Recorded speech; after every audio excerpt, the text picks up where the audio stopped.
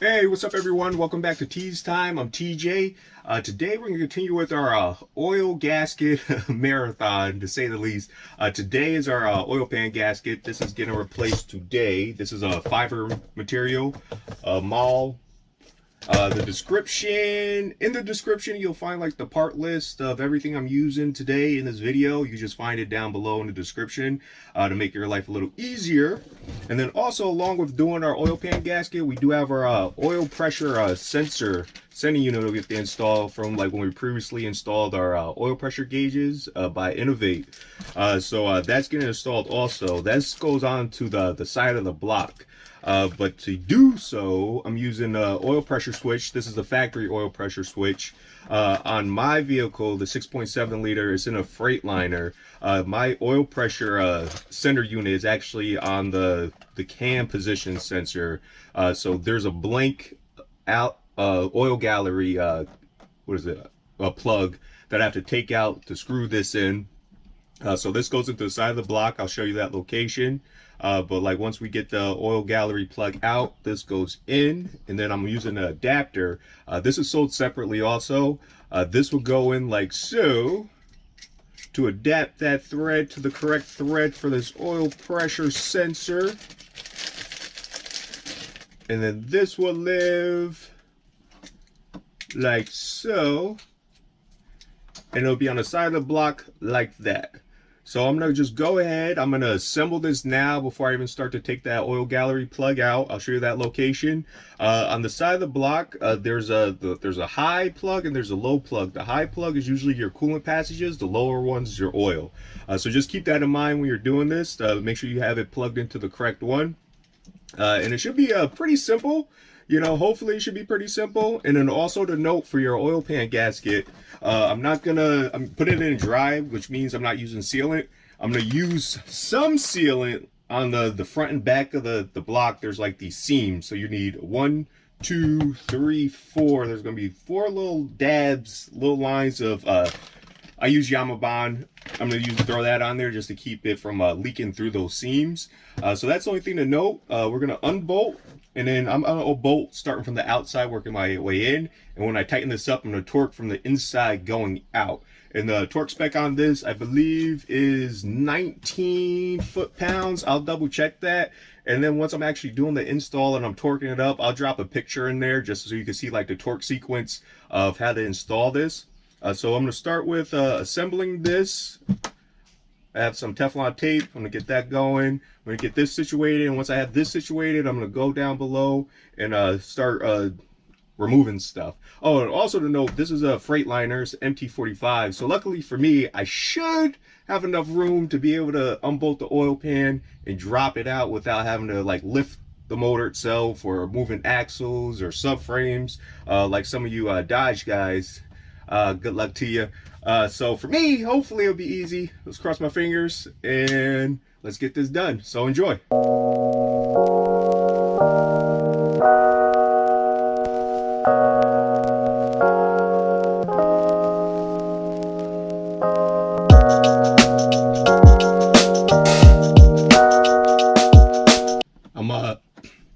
I'm still in this O-ring off of the factory pressure switch. If you order this kit, it comes with the factory switch, which just sends like a signal once it's probably too late. It'll light up on the dash. So I'm going to steal this O-ring because the adapter I came with, the adapter that I got, it came with like a little flat copper O-ring, and I don't really like how it fits on there. It's kind of like has too much play.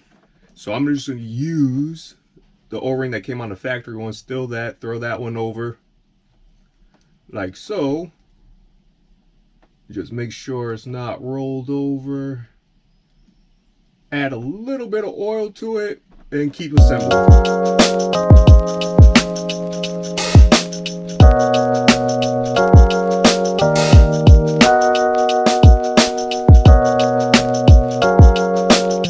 Alright, in the previous video I already changed the oil, or I drained the oil anyway. So if you haven't done so, go ahead and drain your oil before you take out those bolts holding the oil pan on. Like, do not attempt to try to take off your oil pan with oil in it. Like, you just asked for trouble. So go ahead and do that. And I'm going to show you right now where our oil gallery plug is.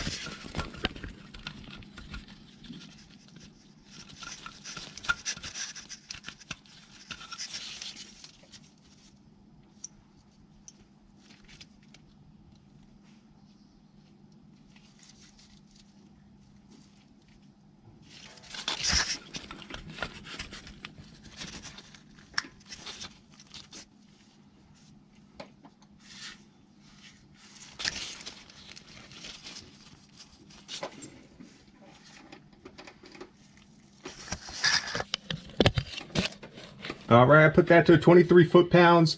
It's probably a good idea to use some dielectric grease in there just to make sure like moisture doesn't get in there. But that's done. Right now, I'm just gonna go ahead and start unbolting this oil pan. I'm gonna start from the outside, work my way in, and as you can see, I should have enough clearance for that to just slide out past the oil pickup without any issues. So just unbolt.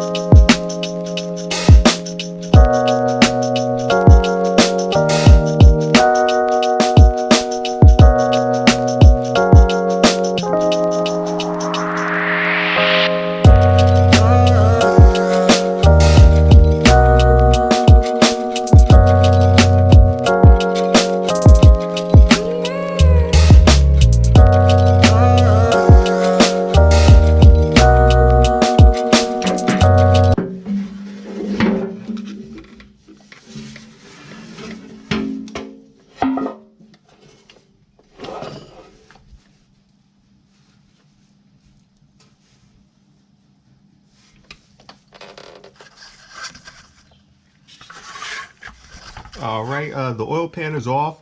I left the front 4 bolts on there until I had them all off. That way I had something to hang on to, so that way it didn't fall, the side closest to the sump. And then I just took those off, and I just used a plastic pry tool to just like gently pry it off. You don't want to like force that. You don't want to bend the lip. There is a couple little bends I saw like as I was taking it off.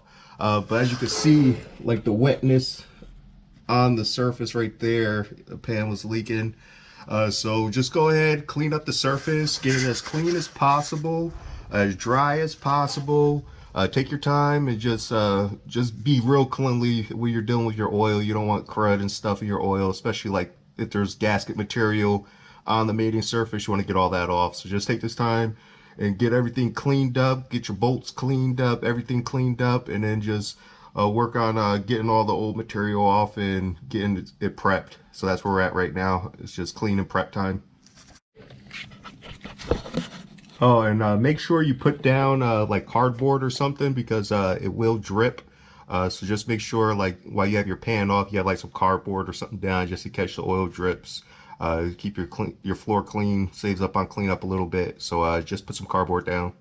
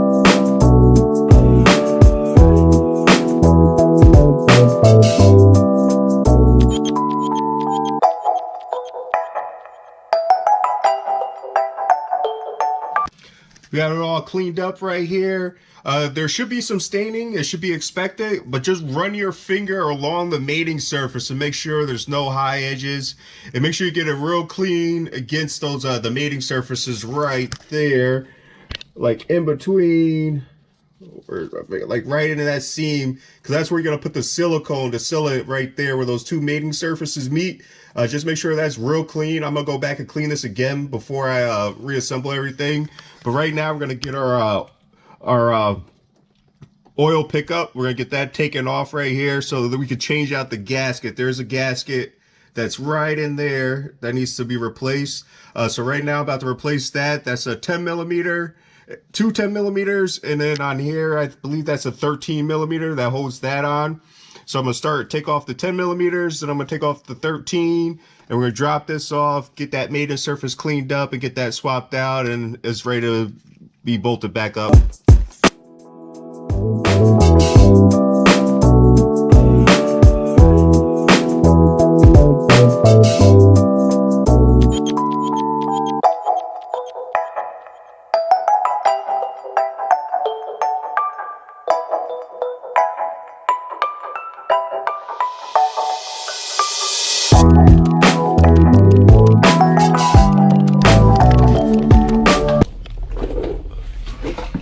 All right, so a little bit of a dilemma. The gasket I have is the wrong one. This is what I have right here. As you can see, like right here, it's missing that piece.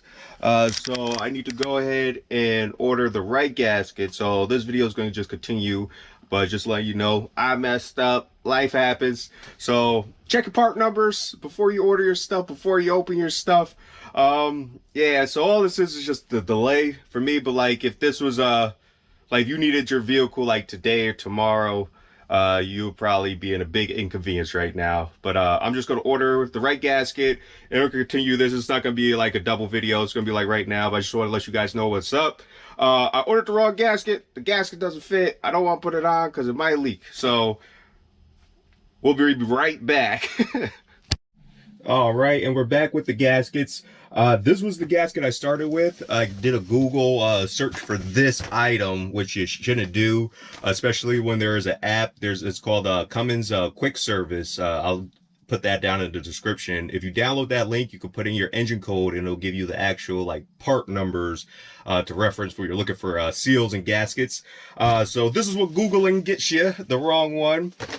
This is still good condition. Like the only thing is just like at the end right here, there's just a little piece that's missing. Instead of having like a straight strap going across, that piece is missing.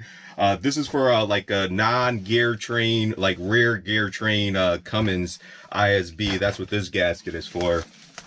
So I went ahead and I used the app, the quick service Cummins app, to find like the right gasket that I needed.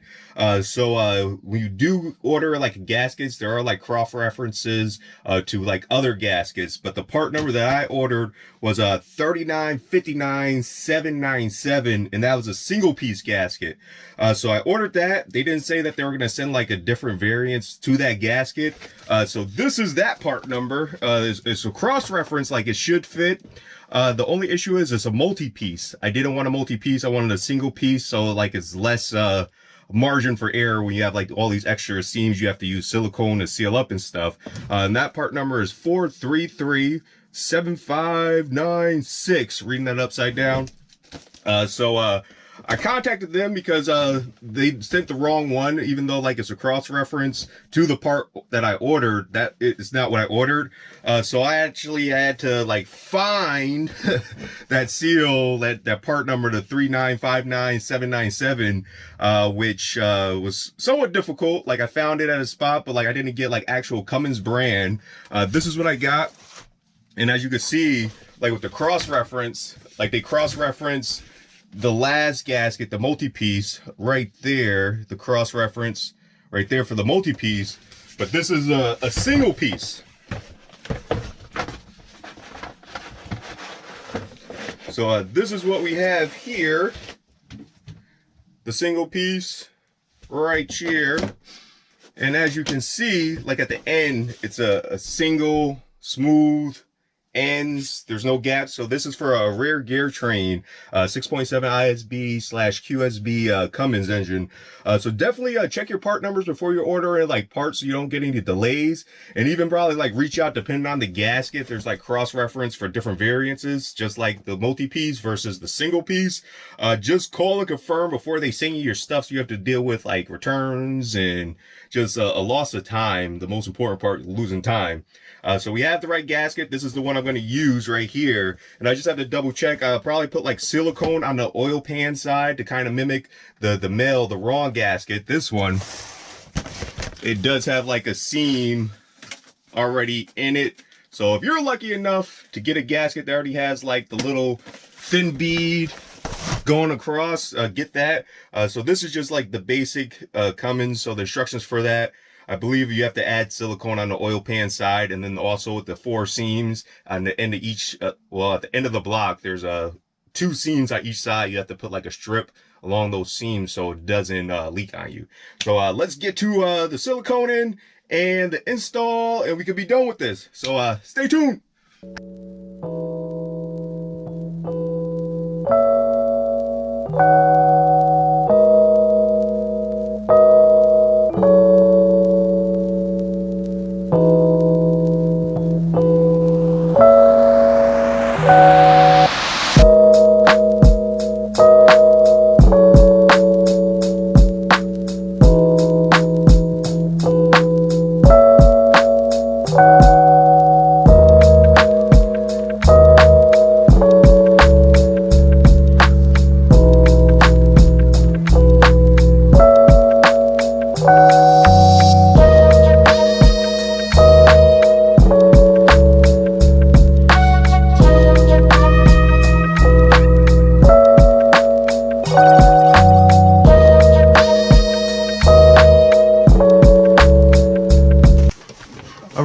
And those are the 4 seams. There's 2 in the front that need the silicone. Also, back there. That's so it doesn't leak between the seams. So just make sure you put the silicone at those 4 points right there. Center of the camera. At those 4 points right there, just make sure you put the silicone. And then right now, I'm just going to throw the pan up, get the bolts started, and then we're going to do our torque sequence on them. But like, it's not too difficult, you know, just don't go crazy with the silicone. It calls for like 1 to 2 millimeter thick bead of silicone to go around the pan. It's to help kind of keep the pan in place. But just check for your vehicle, because there's different instructions. Some say to put it on both sides. Some put on a single side, depending on the gasket material.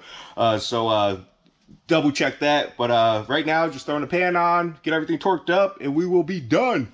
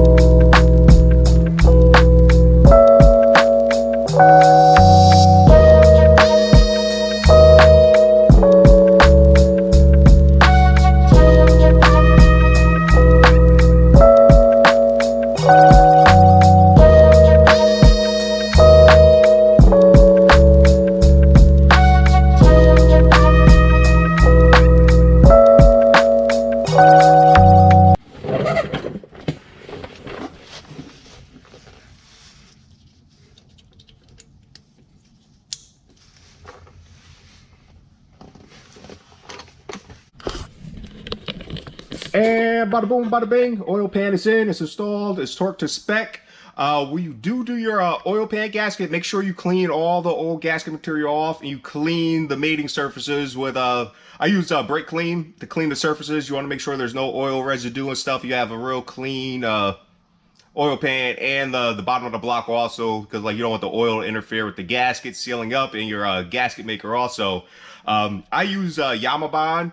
It usually takes like a couple hours after you install it. You go ahead and like fill your fluids, but check on the sealant, the silicone, whatever you're using. Make sure you follow the directions and you let it set. You don't want to like rush that process. So you want it to like be a good job. You want to get it done, be done and over with on the first try. So just do that, and then before you even put your oil pan on, make sure your oil pickup, all that stuff is torqued to spec. If you did change the gasket in there, torque everything and recheck everything. Oil, something you don't want to like play with or chance. And with the silicone, don't go crazy with the silicone, because like it can like over like flow into the pan and fall off and end up blocking like your pickup if you use like a crazy amount of silicone. So it doesn't take much, like a millimeter to 2 millimeter bead going around it. You know, don't be crazy. But yeah, so that is it. We are done. We are finished. Till next Wednesday. Next Wednesday, I have the front main seal. We're gonna replace that, so that'll be next Wednesday. So until next Wednesday, less is more. Peace. TJ.